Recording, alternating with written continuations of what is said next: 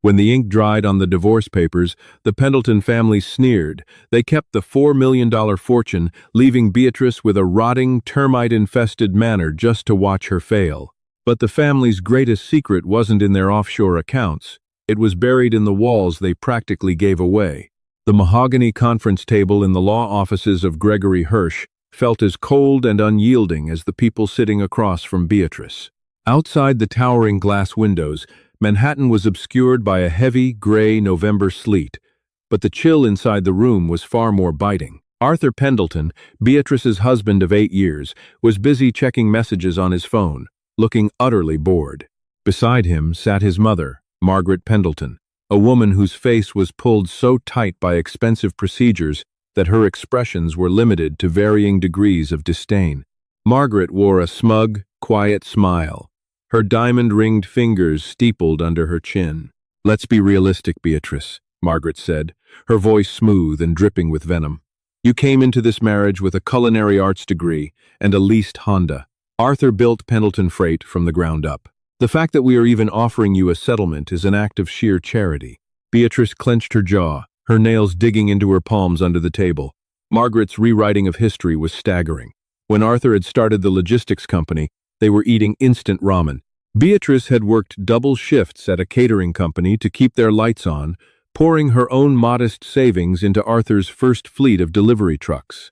But because Arthur's name was on the LLC, and because Margaret had aggressively pushed for a draconian prenuptial agreement years ago, Beatrice was legally cornered. To make matters worse, Arthur had spent the last 18 months funneling joint company funds into a private account to fund his affair with a 24-year-old PR executive named Chloe. Now, they were dividing the assets, and the Pendletons had a very specific plan to get rid of Beatrice without handing over a dime of the liquid cash. A month prior, Arthur's eccentric grandfather, Winston Pendleton, had passed away at the age of 91. Winston had been estranged from Margaret and Arthur for over a decade. He was a notorious recluse, deeply paranoid, and fiercely critical of Margaret's obsessive social climbing. When Winston's will was read, it revealed an estate consisting of $4.2 million in liquid assets and a massive, severely dilapidated 19th-century Victorian estate in the Hudson Valley known as Briarwood. Margaret leaned forward, sliding a glossy folder across the table. "Arthur is prepared to walk away from his grandfather's property entirely. We will transfer the deed of Briarwood into your name, free and clear. You keep the house, Arthur keeps the cash inheritance and the company. A clean break." Beatrice's lawyer, a weary public defender she had managed to hire on retainer named David Rossi, leaned over and whispered frantically in her ear, "Don't do it. I pulled the assessment on Briarwood. It's a money pit. The roof is caving in, the foundation is settling, and there's a massive lien for unpaid property taxes. The town of Rhinebeck assesses the repairs alone at nearly $2 million. They aren't giving you a house, they're handing you an anchor to drown you." Beatrice looked at the photos in the folder. Briarwood was a sprawling, Gothic-style nightmare. The paint was peeling like dead skin, the wraparound porch sagged dangerously, and the grounds were choked with dead ivy and briars. It was a tax trap. Margaret knew Beatrice didn't have the capital to fix it or pay the taxes, ensuring Beatrice would eventually have to sell it at a massive loss or face foreclosure. "It's the house, or we tie you up in litigation for the next 7 years, Arthur finally spoke, not even looking up from his phone. "My lawyers will bleed you dry, Bea. You know they will." The exhaustion in Beatrice's bones was suddenly overwhelming. She was 34 years old, her life savings were depleted, and her heart was shattered by the man she had loved. She looked at Margaret's triumphant, predatory eyes. The older woman was practically vibrating with the thrill of her cruelty. They wanted to see Beatrice broken, begging, and bankrupt. "Fine," Beatrice said, her voice barely a whisper. David Rossi sighed heavily, running a hand over his face. "Bea, please." "I said fine, David." Beatrice sat up straighter, looking directly at Arthur. For a brief second he looked up, surprised by her immediate surrender. "Draw up the papers. I'll take Briarwood. You take your money and your mistress, Arthur.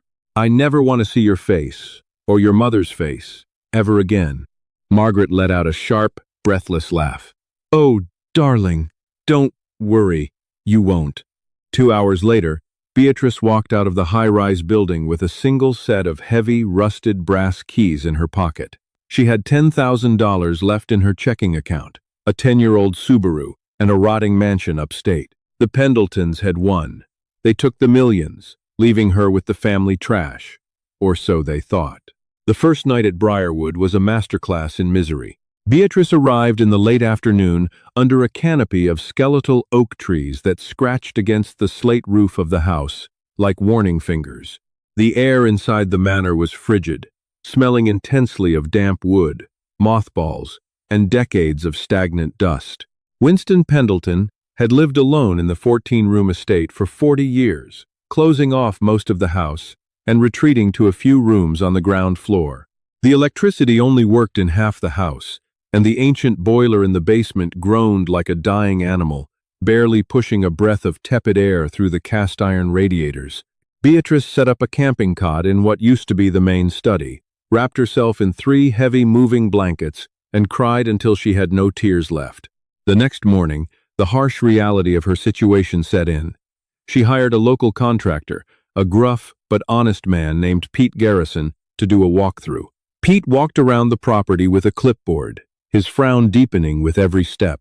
"Look, Miss Gallagher," Pete said, standing on the sagging front porch, "I don't want to take your money just to tell you bad news, but this place is a teardown. You've got black mold in the guest wing, the plumbing is original to 1912, and the joists under the parlor are entirely rotted out. To even get this place up to code so you can sell it, you're looking at a minimum of $800,000. "I have roughly $8,000, Beatrice replied flatly. Pete winced. "Then I suggest you buy a very good crowbar and a lot of trash bags. You're going to have to do the demo yourself just to see what's salvageable." With no other choice, Beatrice became a ghost haunting her own ruined castle. Over the next 3 weeks, she lived in sweatpants and a respirator mask. She ripped up moldy carpets, hauled out bags of ruined plaster, and tore down water-damaged wallpaper. The physical labor was brutal, leaving her hands blistered and her muscles screaming, but it was also surprisingly therapeutic. Every swing of the sledgehammer was a strike against Arthur, against Margaret, against the life that had been stolen from her. It happened on a rainy Tuesday, exactly 1 month after the divorce was finalized. Beatrice was working in Winston's old study. The room was dominated by massive built-in oak bookshelves that covered the entire eastern wall, flanked by a massive brick fireplace. A section of the heavy wainscoting near the chimney had warped terribly from a leak in the flashing above. Beatrice wedged her crowbar behind the thick oak paneling and threw her weight back. With a loud crack, the rusted nails gave way, and the heavy panel ripped free from the wall, sending Beatrice stumbling backward into a cloud of ancient plaster dust. Coughing and waving her hands, she stepped back to assess the damage.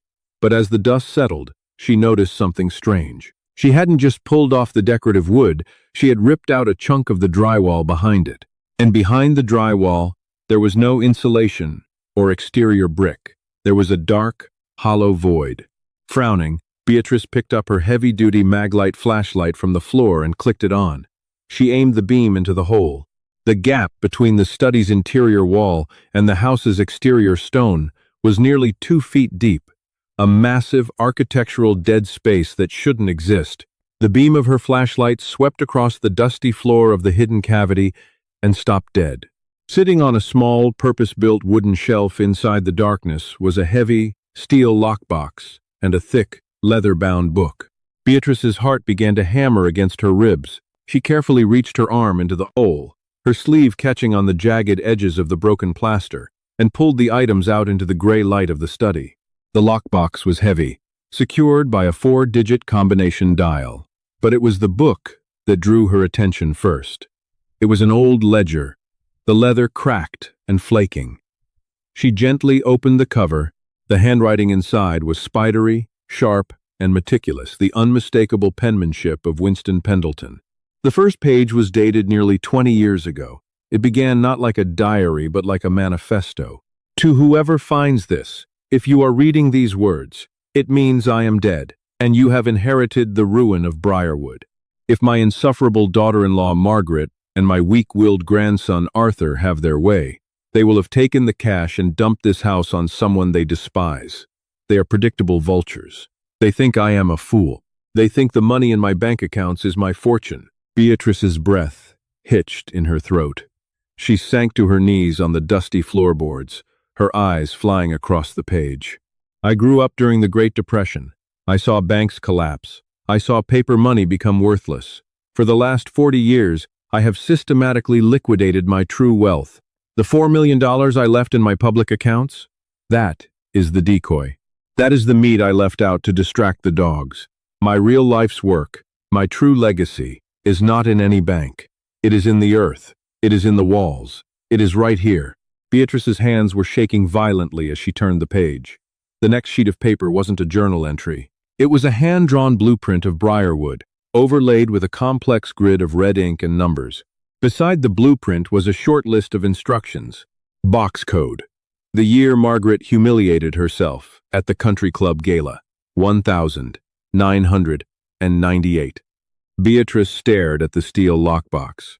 Her fingers moved mechanically, spinning the dials. 1 to 9, -9 to 8. With a heavy clack, the latch sprang open. Beatrice slowly lifted the lid. Inside, resting on a bed of faded blue velvet, were 4 solid gold Krugerrand coins, gleaming softly in the dim light, and a small folded piece of parchment. She unfolded the paper. "This is merely a stipend for your supplies," the note read. "The true hunt begins now. Do not trust the banks. Do not trust the Pendletons. Rip this house to its bones." Beatrice looked up from the box, staring at the ruined walls of the study. A slow, unfamiliar feeling began to spread through her chest. It wasn't grief, and it wasn't exhaustion. It was power. The Pendletons thought they had buried her in a tomb of debt, but Arthur's grandfather had secretly handed her the keys to an empire. She wasn't just a discarded wife anymore. She was a treasure hunter, and she was standing inside the vault. The 4 gold Krugerrands gave Beatrice exactly what she needed: time. She drove 2 towns over to a reputable coin dealer in Poughkeepsie, walking out with nearly $9,000 in crisp bills. It wasn't life-changing wealth, but it was enough to keep the lights on, buy heavy-duty demolition equipment, and quietly retain Pete Garrison's services for another month. Beatrice didn't tell Pete about the gold right away. She simply told him she had secured a small private loan to continue the renovations. Together, they began to systematically dismantle Briarwood, guided by the cryptic grid Winston Pendleton had left behind. Winston's ledger was a masterpiece of paranoid genius. He hadn't just hidden things randomly. He had incorporated his wealth into the very architecture of the house. The blueprint's grid system corresponded to original floorboards, plumbing lines that led nowhere, and hollowed-out architectural features. The first major find happened on a freezing Thursday morning in the grand foyer. According to the ledger, coordinate F7 held the foundation of independence. The coordinate pointed directly to the massive, heavily carved mahogany newel post at the base of the main staircase. Beatrice waited until Pete was running to the hardware store before taking a pry bar to the decorative cap of the post. It groaned, the ancient wood protesting, before popping off with a sharp crack. The post was entirely hollow. Inside, wrapped tightly in oilcloth and tied with twine, were thick bundles of bearer bonds. Beatrice sat on the dusty stairs, her hands trembling as she counted them. They were municipal and corporate bonds, completely untraceable, amounting to just over $600,000. A week later, coordinate K12 directed them to the dilapidated conservatory. The ledger simply read, "The roots run deep." Beatrice asked Pete to bring in a jackhammer to remove the cracked concrete base of a long-dead indoor fountain. Pete thought she was crazy to prioritize the greenhouse over the leaking roof, but he didn't argue. When the concrete finally splintered, the blade of Pete's shovel struck metal. Pete wiped sweat from his brow, staring down into the dirt at a large, rusted iron lockbox. He looked up at Beatrice, his eyes wide. "Miss Gallagher, what exactly are we renovating here?" Beatrice knew she couldn't keep him in the dark any longer. She needed muscle, and she needed an ally. She sat Pete down on the tailgate of his truck, showed him the ledger, and made him an offer. 10% of everything they found, paid in untraceable cash, in exchange for his absolute silence and labor. Pete, A divorced father of 3, drowning in alimony payments, didn't hesitate. He spit in his palm and shook her hand. They opened the iron box together. It was packed to the brim with velvet pouches. Inside the pouches were hundreds of certified loose diamonds and emeralds, alongside vacuum-sealed stacks of pristine, uncirculated $100 bills from the 1980s. The cash alone totaled $300,000. The gems, Beatrice would later find out from a discreet jeweler in the Diamond District, were worth well over $2 million. By Christmas, Beatrice's life had entirely transformed, though she worked tirelessly to keep up appearances. From the outside, Briarwood still looked like a sprawling hazard. Beatrice parked her old Subaru in the driveway and wore the same paint-stained clothes, but inside, behind the peeling walls, she was a multimillionaire.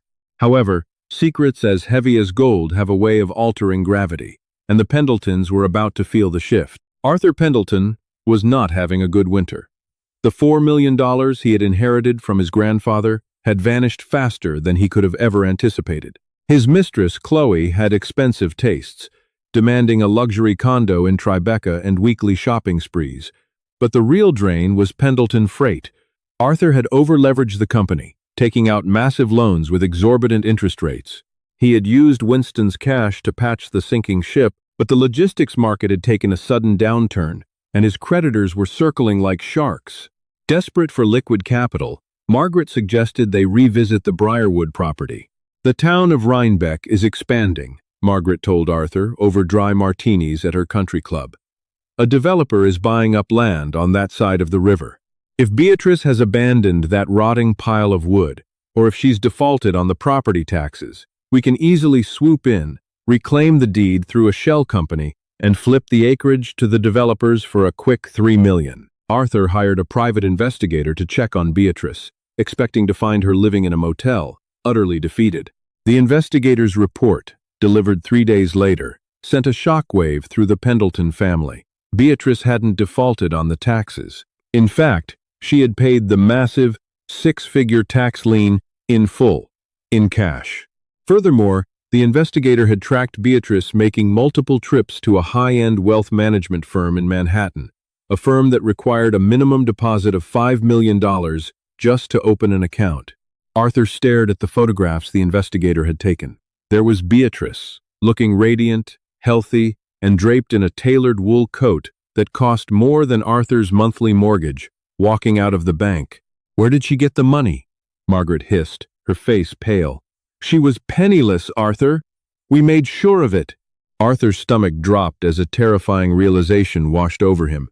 "My grandfather," he whispered. "He lived in that house for 40 years. He didn't trust banks. Margaret, the $4 million he left me, it was a fraction.